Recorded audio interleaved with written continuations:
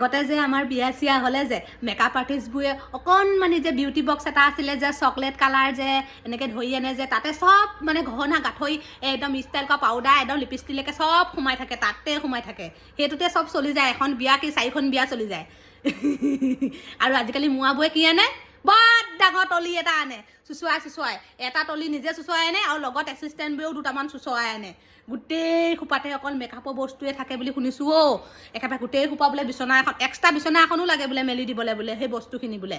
এনেই আকৌ বেয়া নাপাব আকৌ, মই আকৌ ধেমালিহে কৈছোঁ দেই। মানে কথাটো কি হ'ল, মই নিজে দেখিছোঁ। মানে আমাৰ মানে বাইদেউ ছোৱালীজনী বিয়া হৈছিলে নহয়, মই আৰু অকণমানি ৰুম এটা দিছোঁ আৰু চকী এখন দিছোঁ বহিবলৈ। আৰু নহয় কৈছে, নহয় মেম আমাক মানে অকণমান চাওঁ জেগাটো বেছি লাগিব, কাৰণ গোটেই বস্তুখিনি উলিয়াব লাগিবতো, চব কিটো লগাম কিটো লগাম।